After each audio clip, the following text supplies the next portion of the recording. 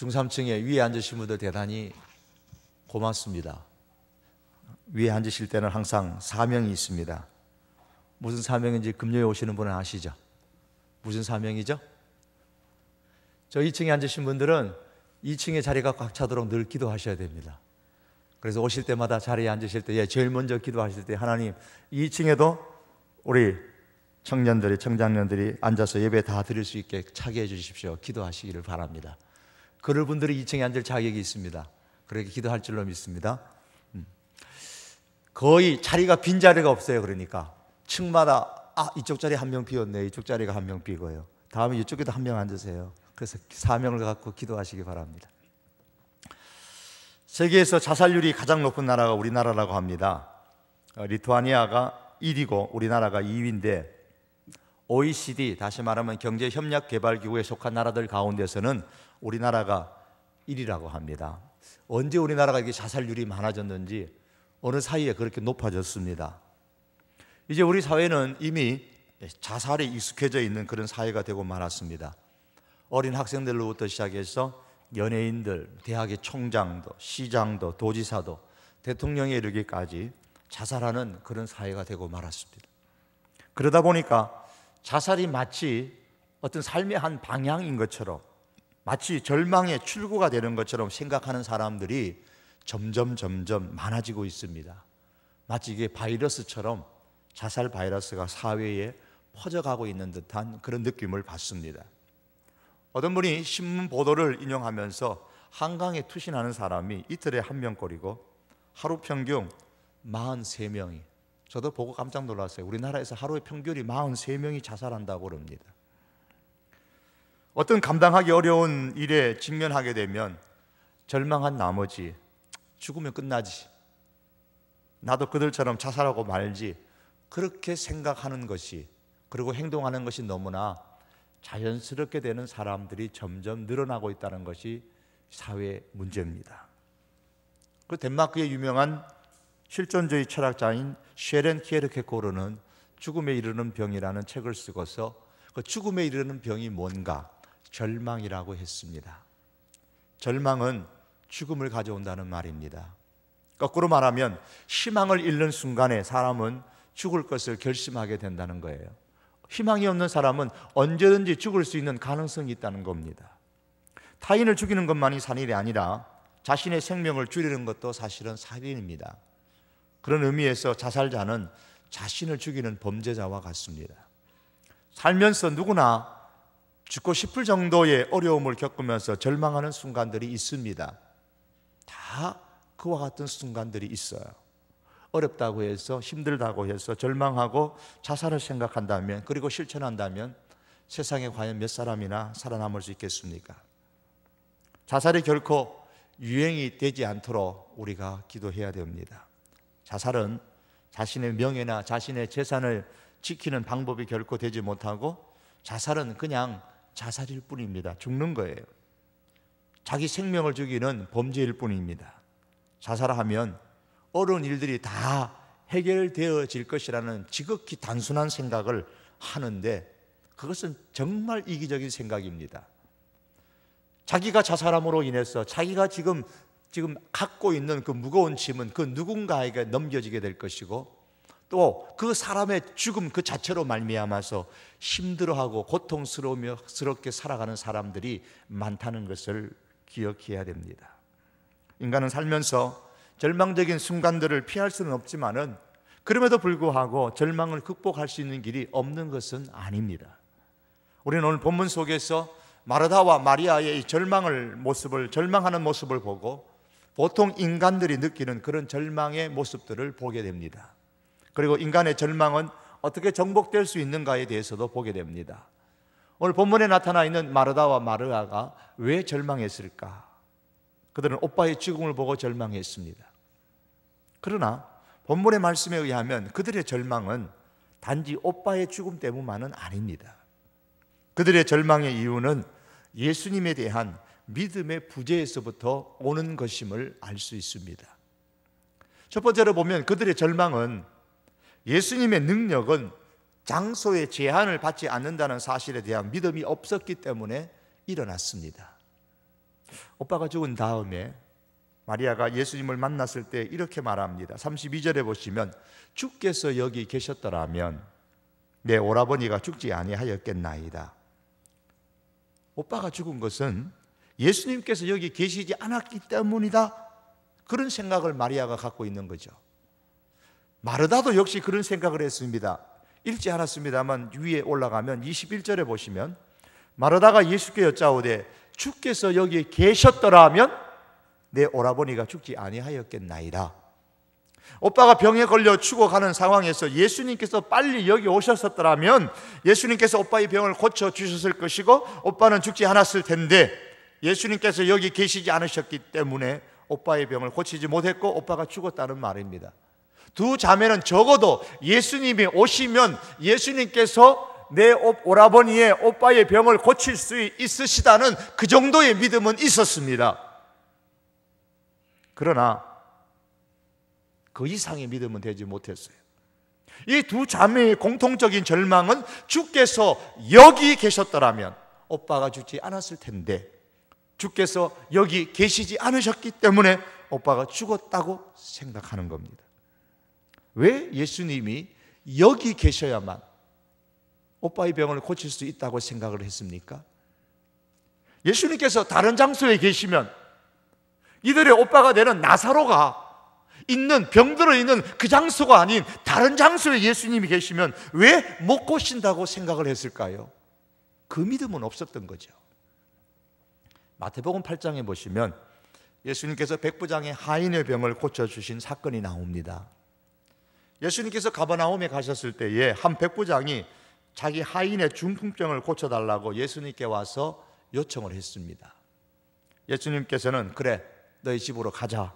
그래서 백부장의 집으로 가려고 하는데 그때 백부장이 이렇게 말합니다. 주여, 내 집에 들어오심을 나는 감당하지 못하겠습니다. 다만 여기서 말씀으로만 하옵소서. 그러면 내 하인이 낫겠습니다. 백부장은 자기 집까지 가지 않으셔도 예수님께서 지금 여기서 말씀만 하셔도 우리 집에 있는 그 하인의 중풍병이 나을 것이라는 믿음을 갖고 있었습니다. 그래서 그렇게 요청을 한 겁니다. 예수님은 이 백부장의 그 말을 듣고 그의 믿음을 크게 칭찬하시면서 말씀하셨어요. 가라, 가라, 내 믿음대로 될지어다 하시니 그 즉시 하인이 나으니라. 무슨 말씀입니까? 예수님께서 백부장의 집에 가지 않으셨음에도 불구하고 말씀으로 백부장의 집에 있는 하인의 병을 여기에서 고치셨다는 거죠. 꼭 예수님이 병자 곁에 있어야만 병자를 고치시는 것이 아니라는 말씀입니다. 예수님의 능력은 장소의 제약을 받지 않으십니다. 이것이 백부장의 믿음이었어요. 하지만 마르다와 마리아는 이것을 믿지를 못했습니다. 그래서 절망했습니다. 주님이 여기 계셨더라면, 그렇게 말했던 겁니다. 주님이 여기 계시지 않았기 때문에 오빠가 죽었다고 말하면서 예수님 앞에서 울자 예수님께서는 심령의 비통함과 불쌍히 여기심을 가졌다고 하셨습니다. 왜 예수님이 비통함과 불쌍히 여김을 가졌을까요? 이들의 오빠가 죽었기 때문입니까? 아닙니다. 예수님은 나사로가 병들어 죽게 되었다는 소식을 들었을 처음부터 알고 계셨습니다. 뭘 아셨습니까? 11장 3절과 4절에 보시면 이에 그 누이들이 예수께 사람을 보내어 이르되 주여 보시옵소서 사랑하시는 자가 병들었나이다 하니 예수님이 들으시고 말씀하시는데 이 병은 죽을 병이 아니라 하나님의 영광을 위함이고 하나님의 아들이 이로 말미암아 영광을 받게 하려 함이라 하시더라. 나사로의 병이 죽을 병이 아니라 하나님과 예수님의 영광을 위한 병임을 예수님은 알고 계셨습니다.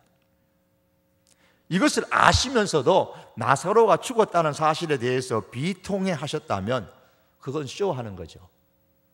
그러나 예수님은 쇼하시기 위해서 비통해 하신 것이 아닙니다. 마르다와 마리아가 그리고 거기에 문상온 유대인들이 운 것은 나사로의 죽음 때문이었지만 예수님께서 비통해 하시고 눈물을 흘리신 것은 예수님의 그 능력을 장소에 제한시키는 마르다와 마리아의 믿음 없음 때문입니다. 그들의 믿음이 없었기 때문에 비통해 하신 겁니다. 예수님의 능력을 장소에 제한시킨 채 믿음 없이 절망하고 있는 그들의 모습을 보시고 비통히 여기시고 불쌍히 여기신 겁니다. 오늘 예수님께서 우리들의 삶의 현장에 오시면 어떠실까요? 우리 사랑하는 청년, 우리 청장년 그리고 성도 여러분, 우리는 예수님의 능력을 장소에 제한시키고 있지 않으십니까? 예수님께서 여기 계시면 나를 도우실 수 있으시고, 내가 있는 여기에 예수님이 안 계시면 나를 도우실 수 없다고 생각하십니까? 우리는 예수님의 능력을 장소에 제한시키지 않는지, 만일 그렇다면 우리 역시도 절망에 빠질 일들이 많이 일어날 겁니다. 구약 성경에 보면 부모님을 떠나서 외삼촌 라반의 집을 향해 고향을 떠나 하란으로 가던 야곱이 나옵니다. 가던 도중에 야곱이 잠을 자는데 하나님께서 꿈에 나타나셨어요. 사닥다리가 한쪽 끝이 하늘에 한쪽 끝은 땅에 닿았는데 그 사닥다리로 천사가 오르락 내리락 했습니다. 하나님께서 말씀하시기를 거기서 내가 너를 떠나지 않고 너를 지키고 함께 하겠다 그러셨습니다. 그때 야곱이 잠이 깨어져서 깨달은 것이 있습니다. 아, 여호와께서 과연 여기 계시거늘 내가 알지 못하였도다. 그는 하나님은 부모님의 집에만 계시는 줄 알았습니다. 부모님의 집이라는 거기만 계시는 줄 알았습니다. 하나님은 하늘에만 계시는 줄 알았습니다. 하나님의 존재의 영역을 그는 제한시켰습니다. 그러나 이제 알았다 그랬습니다. 하나님은 내가 어디에 있든지 계신다는 사실을 알았습니다. 비록 내가 혼자 외국에 갈지라도 하나님께서는 거기에도 나와 함께 계신다는 사실을 그가 믿었습니다. 그렇습니다. 우리가 어디에 갈지라도 예수님은 거기에 계십니다. 예수님은 예배당 안에만 계시는 분이 아닙니다. 우리가 살고 있는 삶의 현장에 계십니다. 이 사실이 무엇을 의미할까요?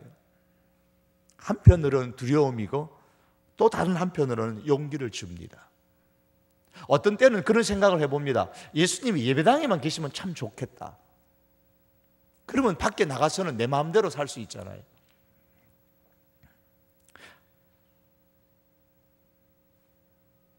못된 행동을 하는 사람에게는 두려움이 될 것이고, 예수님을 붙잡고 살고 싶은 사람에는 용기가 되겠죠. 여러분 어느 쪽에 있습니까? 어디나 계시면서 능력을 행할 수 있는 그 예수님을 믿고 우리가 두려움이 아니라 용기를 얻는 쪽에 그런 사람이 될 수 있기를 원합니다. 우리가 어디에 있든지 예수님은 거기에 계십니다. 마르다와 마리아의 이 절망은 또한 더 나가면 예수님의 그 능력은 시간의 한계를 초월한다는 사실에 대한 믿음이 없었기 때문입니다. 39절의 말씀을 보시면 예수님께서 이르시되 돌을 옮겨 놓으라 하시니 그 죽은 자의 누이 마르다가 와다 이르되 주여 죽은 지가 나흘이 되었음에 벌써 냄새가 나나이다. 나사로의 무덤 앞에 서서 예수님께서 이제 무덤에 돌을 옮기라 그랬습니다. 마르다의 반응이 어떻습니까? 그들의 무덤은 우리처럼 땅에 묻는 게 아니고 때로는 이렇게 굴 속에다가 넣어놓고 시신을 넣어놓고 돌을 막아놨거든요. 그 돌을 옮겨 놓으라고 하니까 마르다의 반응이 그렇습니다. 주여 죽은 지가 나흘이 되었음에 벌써 냄새가 납니다. 무슨 말씀입니까? 나사로가 살기에는 시간적으로 너무 늦었다는 말이에요. 죽기 전에 예수님께서 오셨더라면 몰라도 죽은 지가 벌써 나흘이 되었는데 이제 그 지방은 뜨거운 지역이라서 이미 시신이 냄새가 나는 시간인데 예수님인들 그렇게 죽은 지 나흘 되어서 장사 지낸 사람을 어떻게 하겠다는 말입니까? 어떻게 오빠를 살릴 수 있겠다는 말입니다. 못 살린다는 거죠. 시간적으로 너무 늦었다는 겁니다. 너무 늦었기 때문에 예수님의 능력도 이제는 소용이 없다는 말입니다. 마르다는 예수님의 그 능력이 시간의 한계를 벗어난다는 사실을 믿지를 못했습니다. 그래서 절망한 겁니다. 이미 오빠는 죽었고 시간적으로 예수님께서 오셔도 별 수 없다고 생각했기에 절망한 것이죠. 여러분, 물이 가득 차 있는 컵을 이제 물이 차 있는데요, 가득 찼지는 않지만 가득 찼다고 생각합시다. 이 컵을 제가 잘 똑바로 들어야죠. 그죠? 똑바로 들어야 됩니다. 그러나 세상을 살다 보면 어디 그게 마음대로 먹은 대로 됩니까? 이걸 똑바로 들고 가고 싶은데 때로는 실수를 해서, 때로는 잘못해서 이 컵을 똑바로 들지 못한 채 이 물을 쏟아버릴 경우도 있습니다. 물이 엎드려진 결과 앞에서 이미 엎질러진 물이니 어쩔 수 없다고 여러분 포기하시겠습니까? 그 순간에 포기하지 마셔야 돼요. 물이 엎질러졌는데 어떡해? 이제 안 되지. 그렇게 생각하지 말라 말입니다. 때로는 어떤 사람은 그럽니다. 바보같이 내가 왜 물을 엎질렀을까? 그때 내가 정신을 똑바로 차려야 되는데 왜 물을 엎질렀지? 생각하면서 후회하지 말고 어떻게 하면 다시 물을 떠올 수 있을까를 먼저 생각하셔야 됩니다. 물을 엎지른 것은 엎지른 거지만 이 물을 다시 어떻게 떠올 수 있을까를 생각하셔야 됩니다. 그리고 그 상황에 예수님께 도움을 청하셔야 됩니다. 너무 늦었다고 생각하지 마십시오. 늦었다고 생각하면 오늘 마르다가 하는 것과 똑같습니다. 벌써 장사 지낸 지 나흘이나 되었는데요, 시간적으로 벌써 너무 늦었어요. 예수님, 물은 엎질러졌고 어떻게 합니까? 이 물을 담을 수도 없는데 너무 늦었어요. 예수님, 그러지 말라는 말입니다. 다시 물을 떠올 수 있는 시간적인 한계에 부딪힐지 있을지라도 예수님께서는 다시 물을 떠올 수 있도록 하시는 데에 늦은 시간은 아닙니다. 어쩌면 여러분들이 물을 다시 떠오는 데는 늦을 시간이 될 수 있을는지 모르지만 예수님께는 늦지 않는 시간입니다. 단순히 물이 아니라 여러분의 삶에 일어나는 여러 가지 사건들을 생각해 보십시오. 늦었다고 생각하십니까? 늦지 않았습니다. 예수님께서 도와주시기에 늦은 시간이란 하나도 없어요.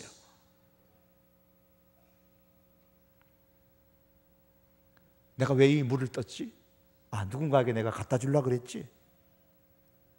다시 떠온 물을 갖다 주고 난 다음에, 목적을 이룬 다음에 내가 그때 왜 컵을 똑바로 들지 못하고 정신을 못 차리고 물을 쏟았는지 그 원인은 나중에 가서 분석하면 돼요.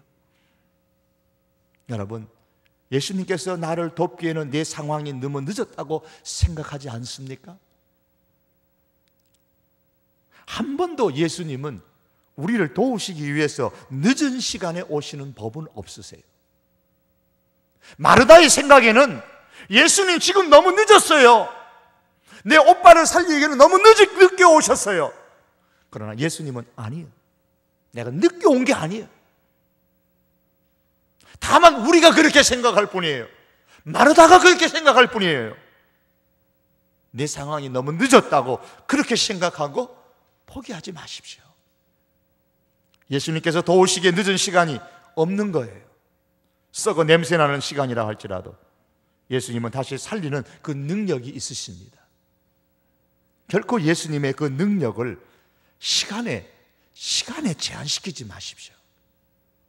저와 여러분들은 시간의 제약을 받는 사람이지만 우리 예수님의 능력은 시간의 제약을 받으면서 행하시지 않으십니다. 절망은 인간의 유한한 이성에 의해서 오는 겁니다. 유한한 이성이 예수님의 그 능력을 장소에, 시간에 제한시켰기 때문에 절망이 오는 겁니다. 우리의 이성을 십자가에 못 박지 않는 한 인간은 절망의 늪에서 헤어날 수가 없습니다. 늘 마리아와 마르다와 같은 그 한계 속에서 우리는 절망하게 됩니다. 이성을 십자가에 못 박아야 됩니다. 이성이 거듭나야만 되는 겁니다.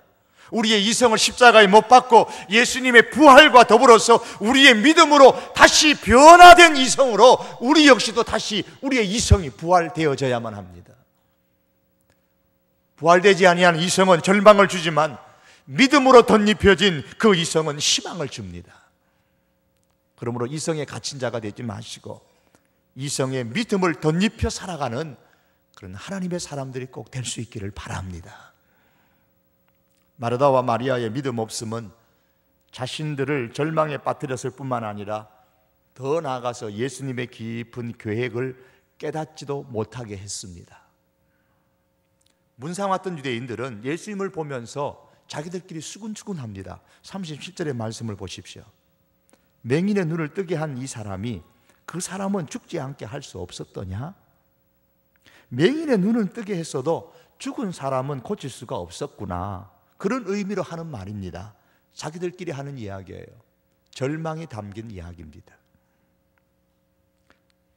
그러나 죽지 않게 할 수 없었더냐? 그들끼리 하는 이 질문, 유대인들의 절망에 섞인 이 말에 대해서 예수님께서 이제 답변하십니다. 죽지 않게 할 수 있었다. 죽지 않게 할 수 없었더냐? 죽지 않게 할 수 있었다. 그럼 왜 죽도록 내버려 두셨느냐? 여기에 예수님의 계획이 있으시다 말씀하시는 겁니다. 마르다와 마리아에 대한 예수님의 계획, 아니 나사로에 대한 예수님의 계획, 우리를 향한 예수님의 계획이 있으십니다. 우리는 여기서 왜 예수님께서 우리가 절망에 빠지는 것을 보고 그대로 가만히 두고만 보시는가에 대한 해답을 찾게 됩니다.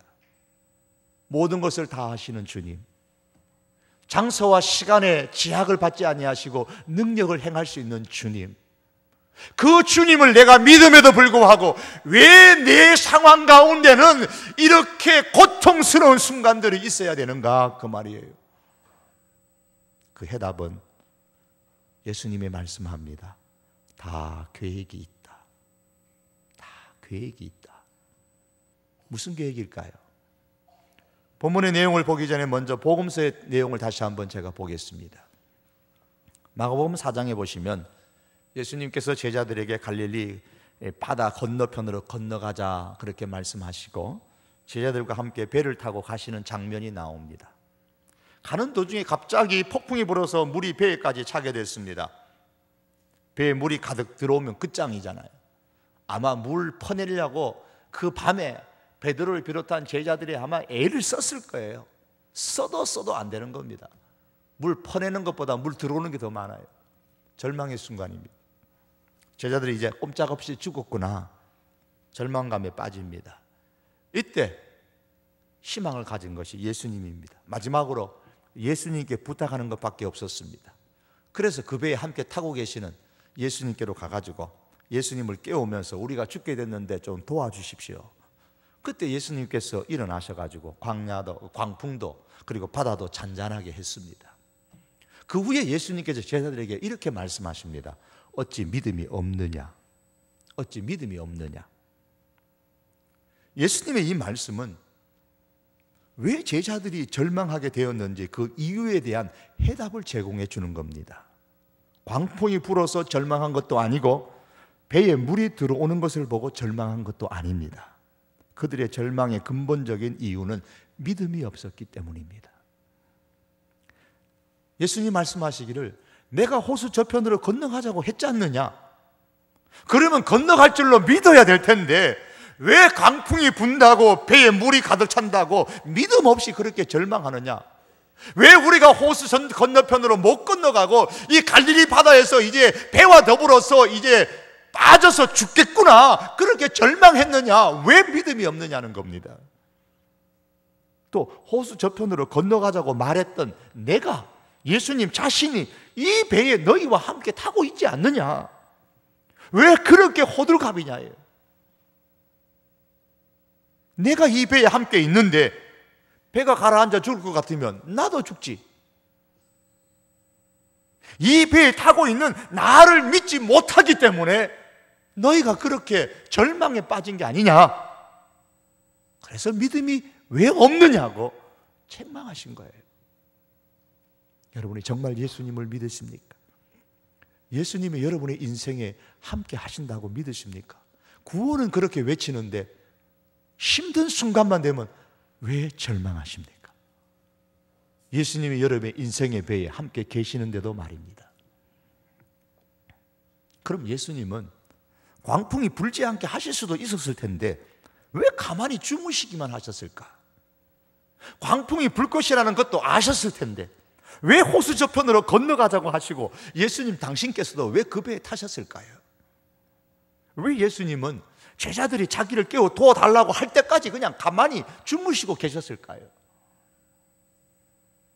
만약에 광풍이 불 것을 아시고 갈릴리 바다를 그날 밤에 건너가지 말자고 하셨다면, 아니 만약에 광풍이 불기 시작할 때에 광풍이 불지 못하도록 그렇게 하셨더라면, 그리고 배에 물이 들어오는 것을 사전에 막으셨다면 어떻게 되었을까요? 제자들은 적어도 이렇게 말하지를 못했을 겁니다.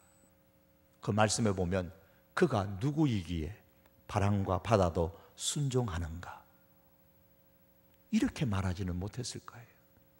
그들이 광풍이 불고 배에 물이 들어와서 절망의 순간을 경험함으로 통해서 예수님이 어떤 분이신지, 이전에 알지 못했던 그 예수님이 바다와 바람도 잔잔하게 하시는 그 능력의 예수님이심을 경험할 수 있게 됩니다. 더 깊은 영적인 세계로 그들이 들어가게 됩니다. 이 사건을 통해서 제자들은 더 깊은 영적인 세계를 경험하죠. 이것이 광풍이 불 것을 아심에도 불구하고 제자들과 호수 저편으로 건너가자고 하신 예수님의 뜻입니다. 제자들을 더 깊은 영적인 세계로 데리고 가시기 위한 예수님의 계획입니다. 여러분, 이런 관점에서 본문을 보십시오. 왜 예수님께서 늦게 오셨습니까? 4절의 말씀에 보시면 이렇게 말합니다. 이 병은 죽을 병이 아니다. 하나님의 영광을 위함이요 하나님의 아들이 이로 말미암아 영광을 받게 하려 함이라. 하나님의 영광을 나타나기 위해서다. 예수님이 하나님의 아들이요 메시아이신 것을 드러내기 위한 것이다. 사실 예수님은 나사로가 죽기 전에 와서 살릴 수도 있습니다. 거리가 멀지 않습니다. 하지만 예수님은 늦게 오셨습니다. 나사로가 죽었다는 소식을 들었을 때도 급히 오지 않으셨습니다. 6절에 보십시오. 나사로가 병들었다 함을 들으시고 그 계시던 곳에 이틀을 더 유하셨다 그랬습니다. 하루면은 충분히 올 수 있는 거리임에도 불구하고 병들었다는 소식을 듣고도 안 오시고 그냥 이틀을 머무셨어요. 30절에 보시면 예수님은 나사로가 죽었다는 사실을 들었을 때도 여전히 마을에 들어오시지도 않는 상태였습니다. 다시 말하면 마리아와 마르다의 집에 들어오지도 않으셨습니다. 그냥 마을 입구에서 마리아를 거기로 불러냈습니다. 이를 볼 때에 예수님은 나사로의 죽음을 통해서 절망 가운데 있는 이 마리아를 그리고 마르다를 영적인 훈련을 시키시는 목적을 갖고 계셨다는 것을 알 수 있습니다. 주님의 계획이 있으셨다는 거죠. 32절에 보면 마리아가 예수님께 와서 이렇게 말했습니다. 다시 읽어드립니다. 주께서 여기 계셨더라면 내 오라버지가 죽지 아니하였겠나이다. 맞는 말입니다. 마리아의 말이 맞습니다. 예수님께서 일찍 마리아의 집에 오셨더라면 나사로는 분명히 죽지 않았을 겁니다. 주님께서 살리셨을 겁니다. 예수님께서 나사로의 병을 고치시고 나사로는 회복되어졌을 겁니다. 그들은 병을 고치는 예수님의 능력을 경험할 수 있었을 겁니다. 그런데 만일 그렇게 되었더라면 나사로는 죽지 않을 수 있었겠지만 마르다와 마리아와 다른 문상인들이 병 걸린 것을 고치시는 예수님의 능력을 볼 수 있었겠지만, 그러나 부활을 주시는 예수님, 죽은 자의 생명을 다시 살리시는 예수님은 경험하지 못했을 겁니다. 예수님은 지금 마리아를 더 깊은 영적인 세계로 이끌어가고 싶으신 겁니다. 그들이 단순히 병자를 고치시는 예수님의 그 능력, 그 정도의 영적인 세계를 경험하는 것이 아니라 그보다 더 깊은 영적인 세계로 마르다와 마리아를 이끌어 가시기를 원하셨습니다. 예수님께서는 이 말씀을 읽고 있는 저와 여러분들을 향해서도 더 깊은 영적인 세계로 인도하고 싶으신 겁니다. 그래서 이 말씀이 있는 거예요. 42절 하반절의 말씀에 아버지께서 나를 보내신 것을 그들로 믿게 하려 함이니라. 그렇습니다. 예수님은 하나님께서 보내신 분이 메시아이시라는 사실을, 구원자이라는 사실을 믿도록 하기 위해서 예수님께서 늦게 오신 것입니다. 일부러 늦게 오신 것입니다. 다시 말해서 예수님은 메시아여 구원자이심을 믿게 하려는 겁니다. 생명의 예수님, 죽은 자를 살리시는 예수님, 우리 성도의 인생을 죽음으로 끝나는 것이 아니라 이제 생명으로 영원히 지속된다는 진리를 가르쳐서 우리에게 깊은 영성을 심어주고 싶으신 그 예수님, 그렇기 때문에 나사로가 다 죽어간다는 소식을 들으시고도 바삐 오시지 않으시고, 죽었다는 소식을 들으시고도 아직 오시지 않으셨던 겁니다. 40절에서 예수님은 이렇게 말씀하셨습니다. 내가 믿으면 하나님의 영광을 보리라 하지 아니하였느냐. 그렇습니다. 나사로가 죽기 전에 예수님께서 오셔서 고쳐주셨더라면, 그래서 나사로가 죽지 않았더라면 마르다와 마리아와 사람들은 하나님의 영광을 보지 못했을 겁니다. 하나님께서 우리를 절망적인 상황으로 끌고 가지 않으셨다면 하나님의 영광을 보지 못하고 더 깊은 예수님의 모습을 깨닫지 못하고 더 높고 깊은 영적인 수준으로 우리는 성장하지 못할 것입니다. 그러므로 사랑하는 우리 청년, 청장년 성도 여러분, 우리의 삶 속에 절망적인 상황이 있습니까? 우리의 고통의 그 순간순간은 하나님께서 우리를 망하게 하기 위한 절망의 순간이 결코 아닙니다. 망하게 하기 위한 고통이 아닙니다. 하나님의 영광을 보여주고 싶어서 주님께서 허락하시는 고통입니다. 생명의 주님을 깨닫도록 하기 위해서, 그래서 우리의 영적인 깊이가 더 깊어질 수 있도록 허락하시기 위해서 주시는 고통입니다. 그러므로 여러분, 예수님께서 나의 어려운 상황에 빨리 오시지 않으신다고 그렇게 원망하지 마십시오. 재촉하지도 마십시오. 늦게 오시면 늦게 오시는 대로, 늦게 나의 환경을 만지시면 늦게 만지시는 대로 주님이 계획이 거기에 있다는 사실을 믿으실 수 있기를 바랍니다. 그리고 장소와 시간을 초월해서 능력으로 우리 가운데 계시고 우리의 생각하는 것보다, 구하는 것보다도 더 우리의 상황을 좋게 하시는 그 예수님을 붙잡으시기를 바랍니다. 지금 힘들다고 해서 너무 절망하지 마십시오. 오히려 지금이 절망적이라면 하나님의 영광을 볼 때가 가까운 줄로 믿고 주님께 그 절망의 순간들을 맡기시기를 바랍니다. 더 깊은 영적인 세계로 가는 기회인 줄로 믿고 말씀하시는 대로 순종하십시오. 주님께서 마르다에게 하신 것처럼 돌을 치우라고 하시면, 주님 벌써 썩은 지 오래되었는데요, 그래도 돌을 치우라고 하시면 그 상황에서 돌을 치우십시오. 돌을 치워도 소용이 없습니다. 그렇게 말하지 말고 말씀하신 대로 그대로 치우십시오. 주께서 여러 통로를 통하여서 내게 말씀하시는 대로 순종하십시오. 내가 갖고 있는 경험과 내가 갖고 있는 지식을 바탕으로 한 이 이성으로 주님의 말씀을 잘라내지 마시고, 돌을 치우라고 하시면 돌을 치우고, 수건을 풀어 놓아 다니게 하라고 하면 그대로 순종하는 그런 믿음의 사람이 될 수 있기를 바랍니다. 이를 통해서 하나님의 능력을 볼 수 있는 더 깊은 영적인 세계를 경험하는 우리 하나님의 백성들이 될 수 있기를 주님의 이름으로 축복합니다. 기도하시겠습니다.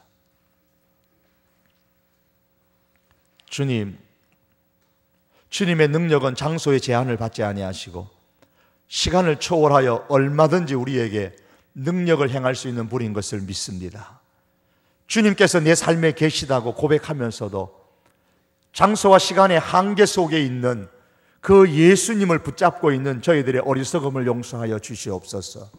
사랑하는 주님, 원하옵기는 내 능력으로는 분명히 제약이 있고 내 능력으로는 이미 늦었다는 생각이 들지만, 그러나 주님이 도우시기로 작정하시면 아직 때가 늦지 않은 줄로 믿습니다.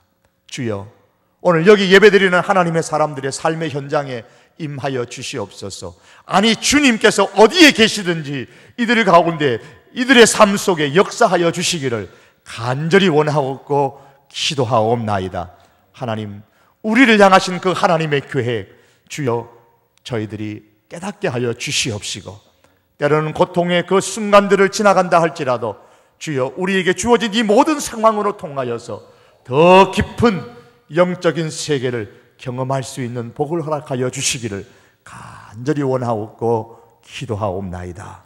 사랑하는 주님, 주님의 자녀들이 주를 향하여 나갈 때마다 아버지 하나님, 하늘의 문을 여시고 주의 백성들의 간구함에 응답하여 주시옵소서.